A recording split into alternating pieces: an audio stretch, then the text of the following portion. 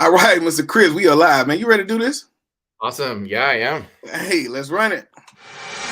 It's time for another episode of the Daily K Podcast on KTTV.com with your host, Kendrick Thomas. Bridging the gap between the school and community. Here's KT.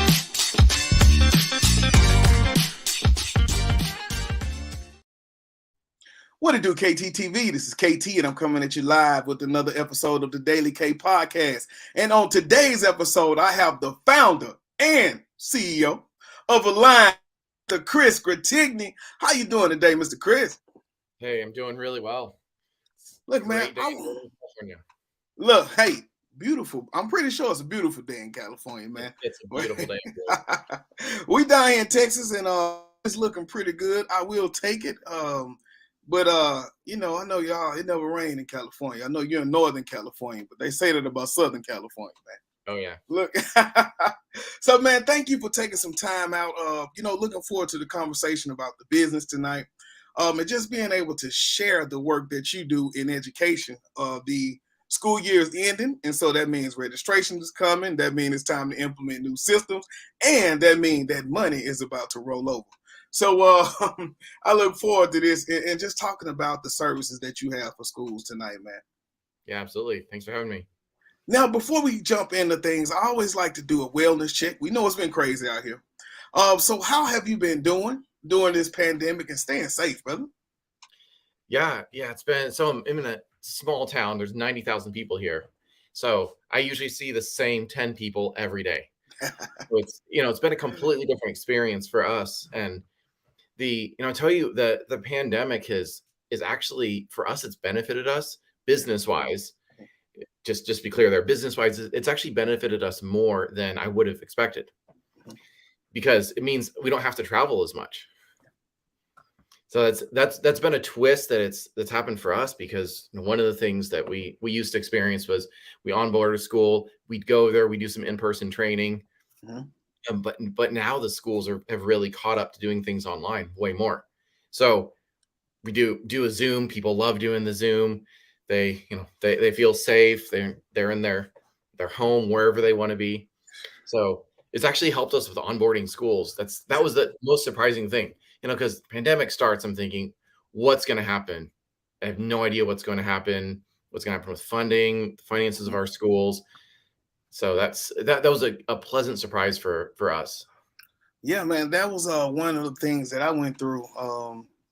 Like right when we got ready to go in for the pandemic, I remember I don't know if you ever heard of First Lego League, but I spent the weekend emceeing an event for First Lego League, and like we got all these robotics. It's crazy.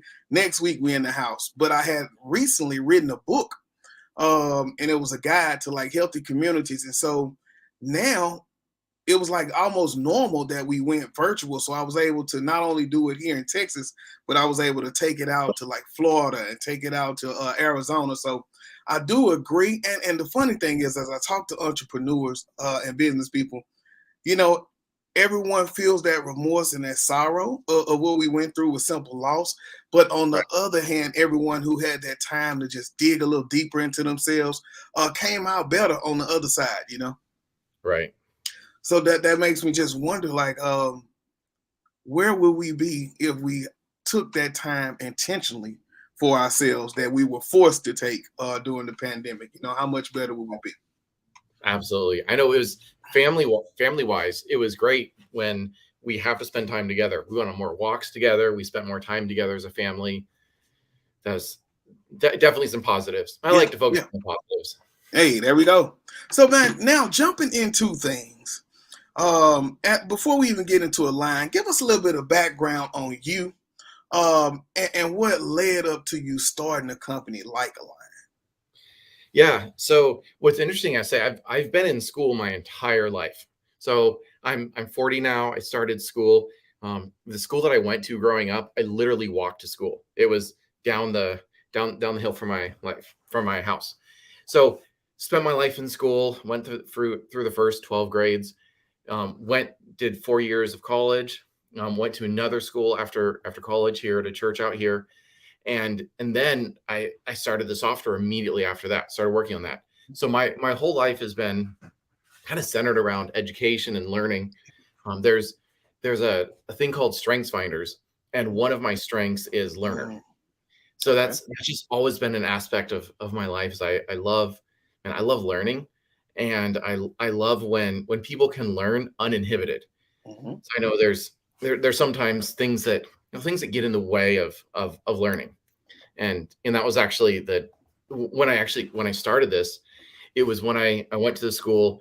So my church had a school that I went to after college, and it just helped with identity and some things. And when I went through that school, I got out of it, and just looking back, just looking at it, to be blunt, it wasn't run very well. Okay. And so I talked to the leaders of the school. It's like, hey, I think I can help. And Mm, because we have great content, but sometimes the instructors are in the back of the room taking attendance. There was one moment where I just got forgiven attendance, even though they had no record of me being there. They had no idea. Like, oh, I think you were here. yeah. It's like, you know what? You need a system that you can trust, that you don't even have to worry about, that takes care of these things. Because I think that when you're teaching, it needs to be about education, it needs to be about Yeah. learning. Yeah. And like I said, the systems get in the way. So yeah, that's how I got into it. It's just that passion for learning, and I'd say I like to take the friction out of the learning process, and take the really, like, a lot of the admin work, make that simpler. Yeah.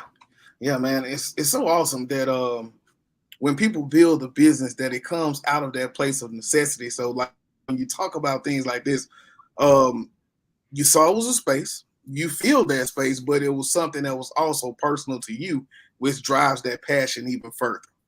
Right? Absolutely. Yeah, man. So awesome work. Now, just jumping into the line. So for people that don't know, uh, they haven't seen the ads. Yeah. What does Align offer? Um, and how do you use those products to help schools improve themselves? I know you talked a little bit about it, but if you Sure. could dig in and just let us know what it is. Yeah, yeah. So what Align does is, I think this is one of the simplest way to do it is we help the school administrators run their schools more efficiently. So our target, when we're really looking at who are we helping the most, it's the administrators, the people who, a lot of times there are people who have no one to delegate to. All the work falls on them, and we're really like a support system for them. So practically what that looks like is, our specialty is going to be admissions, tuition, communication with parents, are the and attendance. Those are the main things that we really shine at. And with the type of schools that we work with, a lot of them are going to be private schools, alternative type of schools, which I'm sure we'll talk about that a little bit later too. But with those type of schools, those are really some pain points that they end up having. Mm, yeah, yeah. And when you think about those pain points, that was kind of what I wanted to jump into. Um, I'm a school, whether it be big school, small school, charter school. Yep. What are like some of the problems, and even if you just hit on one or two that a school may have, because I know you say attendance or like the finance, but something specific where maybe I identify as a school with this problem, and then what do you do to solve Yeah, yeah, absolutely. So we work with a lot of schools that are either smaller schools. So the alert about the term micro school. There's a lot of micro schools that are anywhere from 50 to 120 students, private schools. The two things that we help the most with is, first of all, a lot of schools are still running paper applications. That's something that, it's an interesting conversation with schools, because on one hand, I'm like, you guys, you need to take this online. But at the same time, some of the schools they're really hesitant, because they have a process that's worked for years, and there's just such a leap from taking it this, the paper forms that they get in, they're comfortable with that, with taking it online. So the paper forms is something that I see is we're really able to help with. Now with private schools, a lot of private schools are just using QuickBooks for tuition. So they're using QuickBooks. They have to put everybody in QuickBooks, and the challenge we had with schools is there's this lack of visibility. So no one actually knows who owes money, because in order to get access to QuickBooks, you have to see all the company's finances. And it? that's something, as an owner, you're like, I don't want my administrator to know how much money we have in the bank when I have this the separation. Now there are permissions in QuickBooks and all of that, but it's able to help them so that there's visibility, not just to the administrator, but the parents can see their tuition. Because a lot of times parents, are like, did I pay? Where am I? I have no idea where I'm at.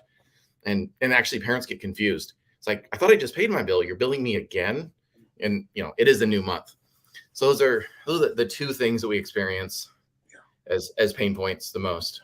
Yeah, man. Well, you said a mouthful with that QuickBooks, yeah, I do not want the employee. Like, you don't need to see all that, especially like you say, it was a small school. So that could be detrimental to my future if you know what I got. Yeah. Or what I don't have. Yeah, there we go too, right? So, man, like, wow. So with the I guess like you said, I think you hit on it a little bit. The target schools. So like kind of get target schools, and then what makes the difference between hitting those schools and then kind of branching out? What would be the bridge to branch out into like large districts? Yeah. So for us, when to go back to our history a little bit, when I first started, the school that I went to was out of college, and it was a school for adults. So in that school, you had an admissions process, you're paying tuition. And so those are some of the strongest things that we have in our product. Looking at, okay, what makes the most sense for other schools to help? We look at public schools. Well, the thing with public schools is you're not paying tuition. That's managed differently. The admissions process is a lot different because it's not, as far as I know, other than charter schools, you can't just turn somebody away. It's like, oh, you're not a good fit for our school, you can't come here. I haven't experienced that. So right now our focus, and we have some bumps that we've learned from along the way. There's one school we worked with a couple of years ago. We actually kind of had to send them a breakup letter, and it was a bummer. And it was us saying, hey, we made a mistake. We thought that we could help you, but we're actually not a good fit for you. Here's where we're going. Here's where you're going. So we've really learned from that, and are staying right now really narrow. And so what that looks like is, the absolute ultimate school is going to be a private school. We love Montessori schools, Acton schools, or some of them out there. And we've even worked with alternate education, is kind of the niche right now that we're in, is worked with homeschool co-ops. They function almost like a school. I don't want to tell the government that. So, but they're really similar with some technicalities that, that allow them to operate in a way that makes a lot of sense. Yeah. So, wow. Yeah, the absolute target for us is going to be smaller schools, because we're more, I'd say, more affordable to set up for a smaller school. We have a smaller team that's agile. And, right now, looking at, setting up to work with an entire district, it's not a place that makes sense for us. And we have a high value for having integrity. Yeah. And that's something I think a lot of software companies don't have, is integrity, and saying, hey, here's what we can do and here's what we don't do. And I was talking to the school a couple weeks ago, and they were asking, showing them what we did, talked a little bit about what they're using. And I said, you know what? I actually think with what you're doing, it's set up. You'd have to move everybody off your platform. You don't have a lot of needs. I think you're probably best staying where you're at. And there was just this moment of silence. And, it was just this gratitude of thank you so much, because I was just being real. So we're really high in integrity and saying this is what we can do. And this is what we actually won't help you. We won't serve you, because we really care about helping the schools and removing that friction. We don't want to create something just to get a sale. Yeah, I can dig that, man. That is, that's very good, because these days, whether I can help you or not, they will take it. And like you say, the bigger, but one thing about it is, with that target audience, and you think about that integrity, you are able to manage more, be more in control of that, because once it gets out to that district, it goes so many, like, it gets so big then, to like, where do you step in? It's almost like, okay, corporation or something now, Right. that you got to have to be able to manage that stuff to keep that integrity piece in. Right. And, thinking about that for at least where we're at right now is for that, it's like an 800-pound gorilla, which would be the district telling us, you have to do this. Mm-hmm. And, we could get stuck. And, we've experienced that before, and, just really, really wary of that. Yeah. Yeah. That's cool, man. I think, like you say, carving out that lane, because right now, as a school administrator, I'm seeing on the inside, we have so many charter schools that are popping up, and we're really in competition with these schools, right? And so, but Montessori schools, so many places, man. So understanding totally. What we want to do is, I want to kind of talk about that onboarding process, but let's get a few words from the sponsor, and we'll be right back. Sounds good. Yes, sir.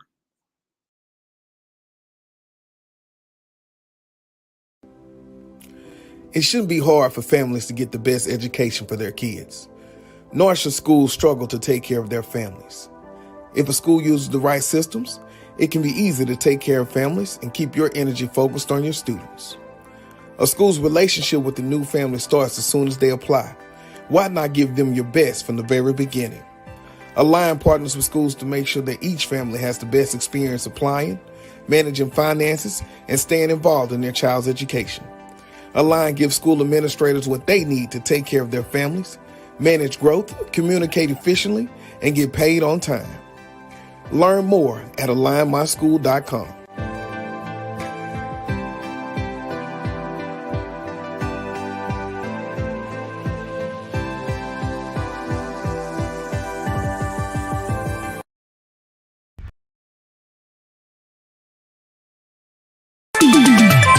What it do, KTTV? This is KT, and I want to introduce you to my all-new streaming service, KTTV Digital. This streaming service offers more than 1,000 channels, thousands of movies, pay-per-view, and all sports packages. If you're paying hundreds of dollars for cable a month, switch to KTTV Digital and pay less than $1 a day. You heard me right, folks. All this for less than $1 a day. If you're ready to put hundreds of dollars back in your pocket, cut the cord and reach out to me on kttv.com. 100. Free trials are available. And we are back, man. God, fun times. So better jumping back into the interview. Yeah. Thinking about the process. Yeah. Inside of schools. I don't know for sure for the smaller schools, but it's almost like, okay, we don't want one more thing, right? The secretaries, we don't want one more thing. How does your company make that onboarding process easy and smooth for the people who are on board, maybe that are still going through the school year or something? Yeah.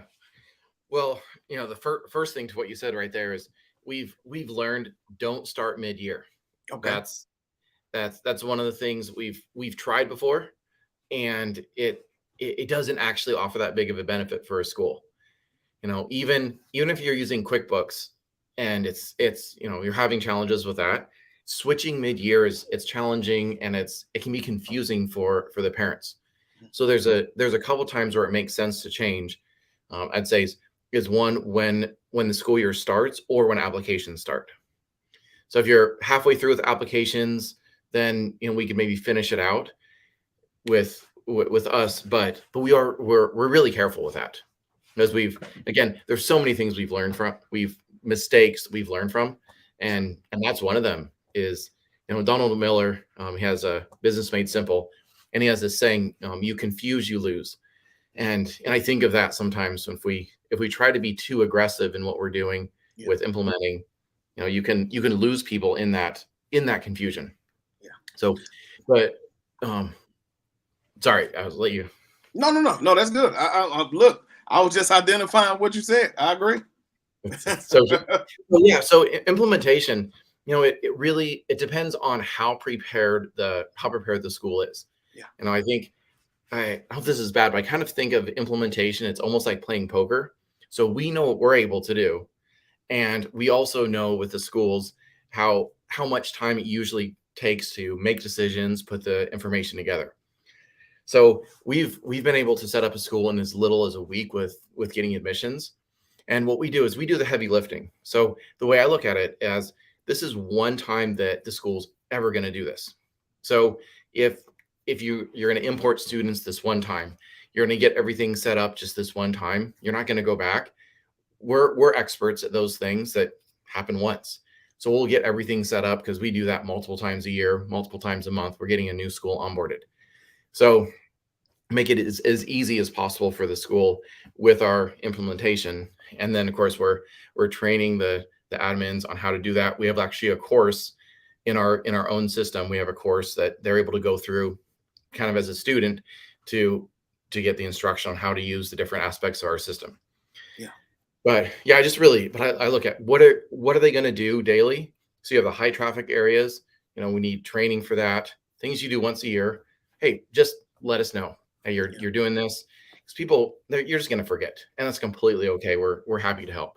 So the process for that, and how long it takes, it can take a week, it can take a month. And, oftentimes we've had schools who say, okay, we want to get this going in 3-4 months. Let's get it all set up. Let's take our time. Let's get trained.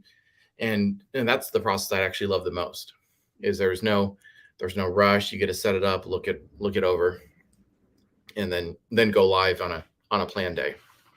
And what about the follow-up? Because, you think about the beginning of their year, I'm rolling.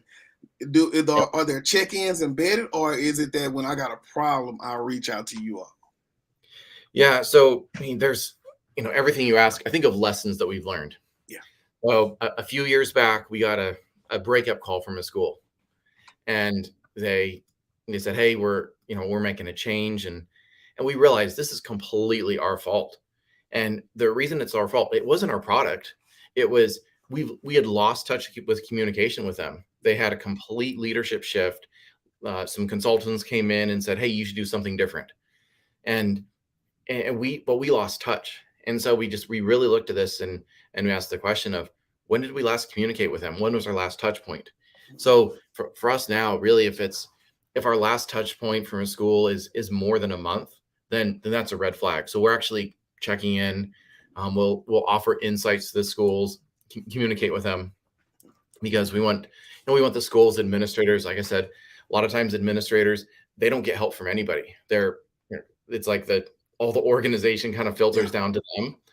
So we like to be the support for those administrators, and our support team is just incredibly solid. That's sometimes all our testimonials. Danny on our team, he's so great at taking care of people. Like, I want testimonials about the product. Everybody loves Danny so much that all the testimonials are just Danny, Danny, Danny. Yeah. We're never losing Danny. Yeah, that's it. No, you cannot lose Danny. Nope. Man, that's cool, man. Take care of Danny. The good part about it is, though, like you say, so many lessons that you're learning. And that thing with business is you learn it, implement it, and then you keep pushing forward. Right. Yep. And so, man, so awesome. Now with the homeschooling or the co-ops, like how does that set up? Oh man, because I know you talked about the price point earlier, and so you're thinking about making it affordable for the Montessori's or like a charter school or something like that that's getting started. But are the co-ops, and I don't know for sure, because when you say homeschool, I'm not thinking of that many people. But when you talk about the co-ops, how do you keep that price point where it's affordable for both planes? Yeah. So what's important for us is to find a balance that what works for us and what works for them. So we do a per student minimum. The lowest that we've done has been 50. We've done, generally it ends up being closer to 100. And a lot of you'd be surprised, there's homeschool co-ops that 100, 150 students that are in it. I know we have 4 kids, so 100 students, that's 25 families. Ever have kids at a birthday party, man, it adds up. We'll go to the park and we'll have 50 people at the park. So it really does add up really quickly with the homeschool co-ops. So yeah, 50 is a pretty solid minimum for us as far as the schools. And we've definitely talked to schools that have been surprised as we we work through what they're interested, what that tier cost, Yeah. The comments have been just how affordable it is, compared to, the options that, a large school district is going to be running. Yeah. Yeah, and as you were speaking, I kind of was able to picture maybe the homeschool co-op in my head. So, you think about the company that starts the co-op, and then all of these homeschools are still like entities almost. And so then we all come together and we're all a part of that co-op, which then reaches out to you guys because Yeah. now we need help with all of these families that are under here that are Right. coming on. Right. So yeah, you have a homeschool co-op. Yeah. Invariably, one of the parents saying, "Hey, I'm going to run this." People are all putting money into a pot to get the curriculum, Yeah. to help with the administration, because you have parents helping, but then also the hire tutors and all of that. So yeah, there's administration, and oftentimes they'll start it and get kind of stuck, Mhm. and realize, one of the things is trying to figure out who was here last week. Yeah. Because there's a reporting so that you Yeah. don't get chased down, but who's here, and you want to be able to help the parents with that so that all the parents aren't having to take attendance. Yeah. Man, that is like, I know it's reality, but just thinking of me being inside the system for so long, stepping back to that point is so far removed. Like that was like maybe 2001, 2000 when I started. And so Yeah. I remember working in a small school like that, or 1990, 1998, no, 2008. Yeah. Another school where those services would have definitely been in need. So that's why I say it's so good to be able now to put the words in the face with the business as you go out and talk to like those smaller charter schools or all those people who are capable of getting that in. But now that kind of null and voids my question, because man, that 150 co-op is still a lot of people. The Yeah. same as those small Montessori schools. Right. And Right. really looking at the numbers, I was talking about that number of 50. Yeah. When you have fewer than 50, you don't necessarily need a system. You have 20 students, it runs pretty simply. Yeah. It's Yeah, as you grow, you grow as you need things. But we've definitely worked with schools that have 20 students that are very growth minded. So they say, hey, we're really going to get our systems in place. We're happy to pay as if we were a school of 50 because we know the investment is worth it. Yeah. And we really like those schools, not because they're paying for more students, but we like that mentality of we're going to get our operations in place. And even as a company, that's been a mentality that we've had is we don't want to grow too quick and outpace our operations. Yeah. We want to keep our operations really tight and not grow so that we can be responsible. We can still take great care of our customers. Man, I love the ship you running over there, man. Sounds very, very, very promising over there, man. Thanks. Now, I know that we connected through Nicholas. So, Yeah. how is that, man? I know are you going through the coaching, and if not, have you been through it? And like, how did just being able to get insights help you to be a better CEO, Yeah. to be a better thought leader? Yeah.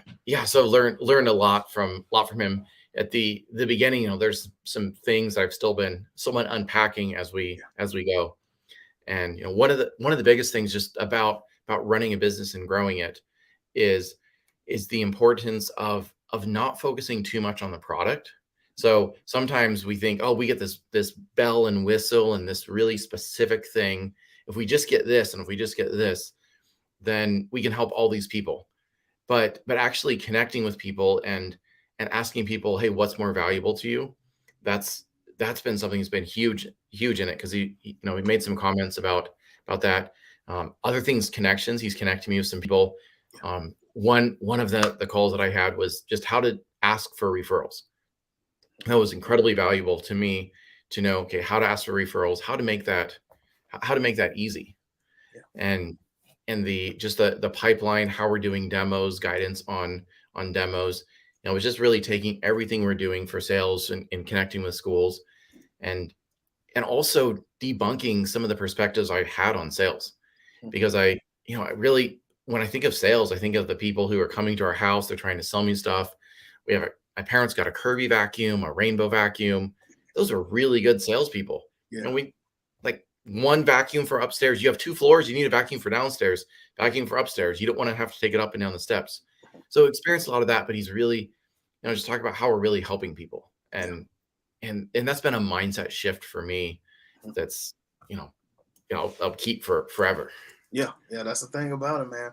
Once again, learn it, implement it, and keep going. That's cool. Yeah. So what's next for the company, man? What's on the horizon? I mean, like I say, summer is coming. Back in person, or are you doing more in-person meetings? We let people back in the building now. Yep. Yeah, I do local, happy to do in-person meetings with our schools locally. Still a lot of Zooms. Even our team is spread out over the country. Yeah, okay. So there's some of us here in California. We have Colorado, Wisconsin. So we're spread out. So it works great for us to do a lot of Zoom meetings. Yeah, that's cool, man. Yeah, for us, summer is a time of improvement, getting ready for the next year, because we don't want to surprise our schools with new features during the year. Some things, like, hey, we made this little thing, but it's really a time for us to improve. This summer, we're working a lot on finances. There's got some feedback that we can make it a lot easier for the families in paying their bill, to see, the payments that are coming up, some reports for the administrators. There's things I just geek out on, getting this report of seeing your cash flow for the year. So it's really beneficial to be able to see how much money is coming in September, how much is coming in October. So you can see that to have really ways to steer the ship in how you're spending money for the school. That's cool, man.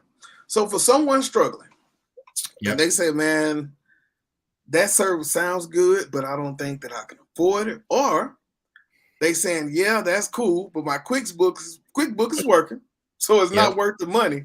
What do you tell those people, Chris?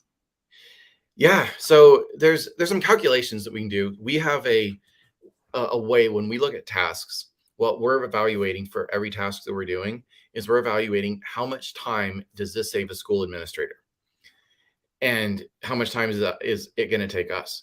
And when we add it up, one of our concerns is we're talking to school administrators. They might be concerned they're going to lose their job, because, well, we're doing all of these things. It's going to automate them almost out of a job.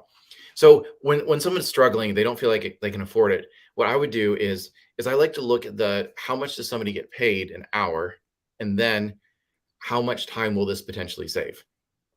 When you look at the cost savings, I just don't see any way that you can do it and spend less money on a person than you can on a system. I'm a firm believer in my business. We have a lot of automations. We have tools that help us. You set up an automation, and you're hiring a system, and it just runs for you for the next however many years until you need to update it. So that's really where we help schools. And I mentioned the schools that are growth minded, and you could have a school of like 20 or 30. And the question that I really like to ask schools is, we're struggling with, we don't know if it's worth the money. Is I like to ask, are you set up for growth? If next week you are featured somewhere, you have 500 applicants, they all flood your system, what's that going to look like for you? Is your system going to hold up? Are you going to be hiring teachers? Are you going to be so bogged down in all of these applicants that it's not an opportunity? It's really painful for you. It's like a commercial that I've seen where they get the first order, and then it goes 2, and then it goes up, really quickly. I think it was a UPS commercial. But I feel like it's that for us is we want our schools to be excited about growth and say, oh, there's all these families we can help. And they're having conversations with the families about education, about where their kids are at. Yeah. And one of the things that just a dream, I know you didn't ask this, but a dream that I just was thinking about in this is I would love to in the future at some point for us to actually help schools run almost like a remote virtual assistant to help schools run so that the only conversation the schools have is about how's your kid doing. Yeah. And there's no conversations about tuition. There's no conversations about any of the practicalities. You're just talking about that. And the teachers aren't worried about that. And the school says, oh yeah, your bill, attendance, all those records, talk to the line team. They'll take care of you. We want to talk to you about how your kid's doing. We know them really well. And here's our strengths, here's our weaknesses. Yeah. And like you said, with that, I can see how, because in a smaller school, like that administrator is almost like that's the pride and that's the heart, right? And so you think about those pieces. I can't see how they would kind of feel a certain way with you automating everything. But then when you think about the dream, who doesn't want to be able to not worry about my attendance, or, because in the small school, it's not clerks for everything. You maybe got, especially when we're starting up and trying to get this right, we maybe have 3-4 people for everything. So most definitely, man, understanding that. And with the demo, like let's say for those schools, do you kind of put in their information, kind of show them through that demo, or is it kind of just a standard example demo? Yeah, so we have some pre-recorded. We have pre-recorded if people want to see that. But most of our demos, we're walking people through, and it's very much a conversation. Yeah. So, hey, tell me about your school. Okay, here's how you would do this. Because, I think it's really difficult to look at a new software product, even for me, to look at it and see, okay, here's my process, here's how I put into it. So we help translate that. So sometimes people don't want a live demo. That's fine. They can watch the videos, but it usually leads to a conversation where we're walking them through. We have a demo site that's set up with most of the things that they would need. We're able to show them, here's our admissions process. Here's all the different steps. You can order them however you want. So it's, generally a live demo. And we're also, I'd say we're relational, especially for a software company. We're relational. We want to talk to people. We want to understand people rather than, okay, here's a tool. It's completely on you to use it. While it's on the schools to use it, we're definitely here to help. I see it, man. And so as we wrap this up, man, how do we find you? Give us the website, give us everything, man. Yeah, absolutely. So alignmyschool.com is our website. If you want to connect with me personally, I'm not on social media a lot. I'll post on Instagram every once in a while. So it's Gratigny is my Instagram. So you can find me there. Or just shoot me an email, chris@alignmyschool.com. And I'll get back to you. And I don't know if people want. What's that? So I don't know if people want to call me, but you're welcome to call me. Well, that's old school right there, but just call me. Well, man, I want to say thank you again for coming on, and talking about the business, being able to kind of tell schools more of how you really help them, and I look forward to sharing this, like I say, with the teachers inside of those principal groups, with the educators, to be able to get a better understanding of exactly what goes on and how you can help them, because the information is powerful. Like I said, I remember, my beginning years of teaching and not making it to the districts and working inside of those smaller schools, and that attendance was a problem, right? Admissions was a problem. So, man, awesome work that you're doing. And I look forward to, man, just seeing the growth and the success. Yep.